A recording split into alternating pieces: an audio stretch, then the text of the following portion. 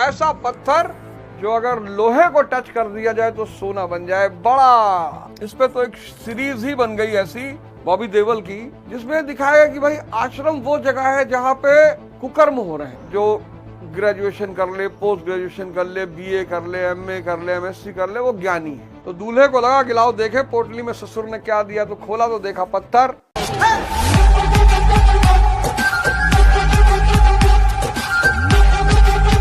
इसीलिए इस देश में बड़ा पारस पत्थर, एक ऐसा पत्थर जो अगर लोहे को टच कर दिया जाए तो सोना बन जाए। बड़ा कहानियां सुनी मैंने इसकी, बड़ी कहानियां सुनी कि पिंडारी इसको खोज रहे थे, फिर अंग्रेजों ने बड़े बड़े चेन डलवाया नर्मदा नदी में। किसान था, उसको पारस पत्थर मिल गया, बड़ी संपत्ति उसने पैदा की। एक ही बेटी थी उसकी, उसने अपनी बेटी का विवाह किया तो दामाद को हाथियों पर लदा हुआ सोना दिया, फिर एक पोटली दी, कहा ये जितनी संपत्ति दिया ये सब तो बेकार, ये ओरिजिनल संपत्ति है, ये पोटली, इसको दामाद जी संभाल कर रखिएगा और घर जाके पत्नी से पूछिएगा क्या है। तो जब वो नदी क्रॉस कर रहे थे नर्मदा, तो दूल्हे को लगा कि लाओ देखे पोटली में ससुर ने क्या दिया, तो खोला तो देखा पत्थर। तो बोलने लगता ससुर ने मजाक किया, तो पत्थर उठा के नर्मदा में फेंक दिया। घर पहुंचे तो बिटिया ने पूछा, पत्नी ने पूछा कि पापा ने पोटली दी होगी। कहा हाँ यार मजाक किए, तुम्हारे पापा पत्थर बांध के दिए थे। क्या बोले कहाँ है? अरे बोले मैं तो नदी में फेंक दिया। अरे बोले जाहिल। बड़ी कहानियां सुनी है पारस की, बहुत। पारस यानी गुरु। हम लोहा है, जंग लगा हुआ है हम में, खत्म होने के कगार पे हैं। जितनी इच्छा बढ़ेगी विषय चिंतन बढ़ेगा। आप मॉल गए, जाइए अच्छी जगह है, बैठिए, लेकिन अगर आप ध्यानी नहीं है तो मॉल आपके लिए जहर बन जाएगा। 1970 में 60 में, अब इस मॉल के सिद्धांत को समझिए आप। ये एलपीजी का धार्मिक स्थल है और मॉल के भी स्तर हैं। डीएलएफ मॉल मैसूर में, बंगलोर में ऐसे ऐसे मॉल हैं जहां बड़ी बड़ी एमएनसीज के सिर्फ शोरूम है। मतलब एक सामान्य आदमी अगर उन मॉलों में चला जाए डिस्टर्ब हो जाएगा। अब आप मॉल के अंदर पहुंचे, शूज, वॉच, कपड़ा, फर्नीचर, सब एक साथ, सब एक साथ, और आपके कार्ड में मात्र 5,000 रुपया, आपकी सैलरी मात्र 50,000 रुपया। 1970 में, 80 में कपड़े की दुकान अलग है, जूते की दुकान अलग है। आप वहां जाएंगे तो दिखाई पड़ेगा, और फर्जी आप वहां बैठ नहीं सकते। मॉल में अंदर जाने का कोई चार्ज नहीं है। अगर यहां अंदर जाने का चार्ज लग जाए तो बहुत सारे लोग ना जाएं, पर अंदर जाने का कोई चार्ज नहीं है, क्योंकि इच्छा ही तो भड़कानी है। आप 1980 के दशक के किसी जूते की दुकान पे जाके फर्जी नहीं बैठ सकते थे, कपड़े की दुकान में जाके फर्जी नहीं बैठ सकते। मॉल में आप घूमिए। अब आप जब घूमेंगे और इन सारी चीजों को देखेंगे, अच्छा सिर्फ यही नहीं, आपको स्त्री दिखाई पड़ेगी, आपको पुरुष दिखाई पड़ेगा, और एक से एक रूप में दिखाई पड़ेंगे। और आप ध्यानी नहीं है, आप यज्ञ और कर्म को नहीं समझते हैं, आपका संबंध आपकी सांसों से नहीं है। इच्छाएं बलवती हो रही है, इच्छाएं कूद रही हैं अंदर, और हर इच्छा का दमन हो रहा है। इच्छाएं कूद रही हैं, बलवती हो रही हैं, और हर इच्छा का दमन हो रहा है। हमारे समाज में कुछ शब्द ऐसे हैं जिनको बड़ा बिगाड़ दिया गया। जैसे एक शब्द है ज्ञान। अब ज्ञान का मतलब लोगों ने समझा जो ग्रेजुएशन कर ले, पोस्ट ग्रेजुएशन कर ले, बीए कर ले, एमए कर ले, एमएससी कर ले, वो ज्ञानी है। वो स्मृतियां हैं, वो ज्ञान नहीं है। स्मृति ज्ञान नहीं है। 4 किताब पढ़ ली आपने, कुछ चीजें आपको पता चल गई, पर वो ज्ञान नहीं है। दूसरा शब्द सन्यासी। ये शब्द को तो इतना विकृत कर दिया गया, इतना।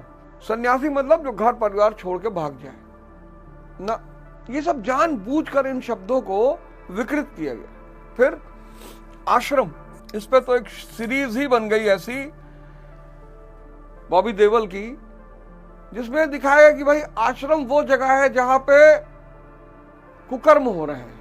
न कर्म हो रहा है, ना अकर्म हो रहा है, ना विकर्म हो रहा, कुकर्म हो रहा है। और एक शब्द है गुरु।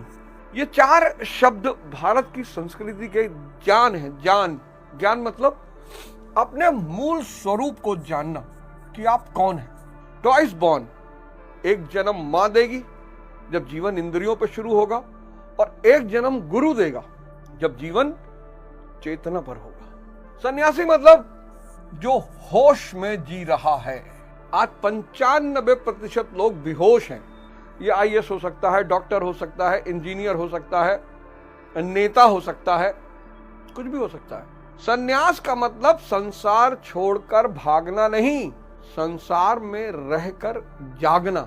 आश्रम वो जगह है जहां आपको श्रम करना सिखाया जाता है। शांति कुंज है, आप दो में से किसी एक को ही पकड़ सकते हो, इतना गहरा संबंध है दोनों का। अपना स्वभाव आप देख लीजिए, अगर तमस गुण है, आलस्य है, निद्रा है, प्रमाद है, बैठिए भजन शुरू करिए, श्वास को पकड़िए। श्वास को पकड़ेंगे, मन टूटेगा, कमजोर पड़ेगा, होश पैदा होगा। होश, जैसे आप श्वास को पकड़ना शुरू करेंगे, होश पैदा शुरू हो जाएगा। होश, ध्यान क्या करेगा? होश पैदा करेगा। होश क्या पैदा करेगा? अनुशासन। अनुशासन पैदा कर देगा। अनुशासन क्या पैदा करेगा? कंसिस्टेंसी, निरंतरता। और होश, अनुशासन, निरंतरता क्या पैदा करेगा? हार्ड वर्क, कठिन श्रम। और ये सब मिलके आप जहां चाहोगे वहां सफल बनाएंगे।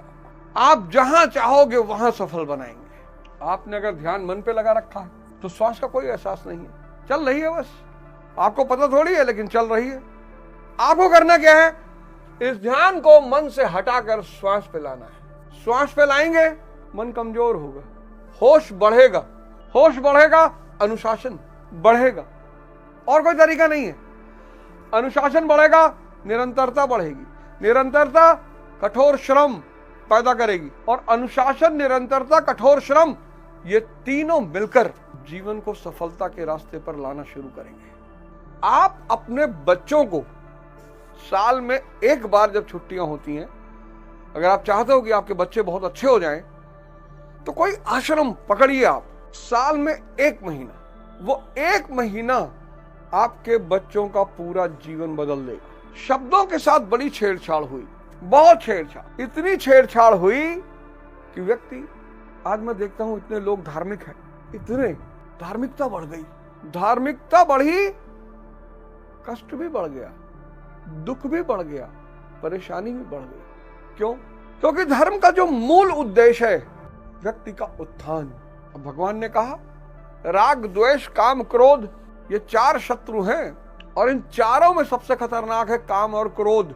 और ये ज्ञान को ढके रहते हैं। ये काम और क्रोध, ये जो थर्ड आई है, थर्ड आई, तीसरी आंख, ये थर्ड आई, इस पे पर्दा डाल देते हैं। ये संसार की आंखें, ये संसार देखने की आंखें, माया देखने की आंखें। इंसान के पास तीन आंखें हैं। ये जो थर्ड आई है, जब हम आंख बंद करते हैं तब ये खुलती है। बहुत रहस्यमयी बात है। थर्ड आई, जब ये दोनों बंद होती हैं तब ये खुलती है, तब ये दिखाई पड़ती है, तब व्यक्ति का सामना होता है। और इन तीनों आंखों के पास ये नाक, सांसों की माला से सुमिरू मैं पी का नाम। तो ये जो आंख है, इस आंख पे काम और क्रोध रूप का पर्दा पड़ा हुआ है।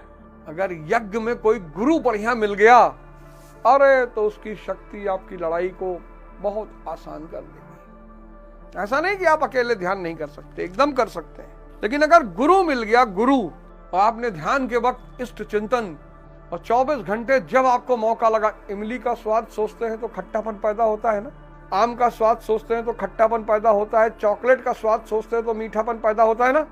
ऐसे ही जब इष्ट का चिंतन करेंगे, गुरु का चिंतन करेंगे, तो उसकी ऊर्जा आपको तुरंत घेर लेगी। अब वक्त नहीं है, अब वक्त नहीं है। यज्ञ की शुरुआत करिए, आराधना की शुरुआत करिए। आराधना यानी ऐसी पद्धति, ऐसी वैज्ञानिक पद्धति जो आपको इंद्रियों से चेतना की तरफ ले जाए, आपको मनुष्यता से ईश्वरत्व की तरफ ले जाए। जैसे सिद्धार्थ बुद्ध बने, वर्धमान महावीर बने, नरेंद्र विवेकानंद बने, ऐसे ये धरती आपका भी इंतजार कर रही है।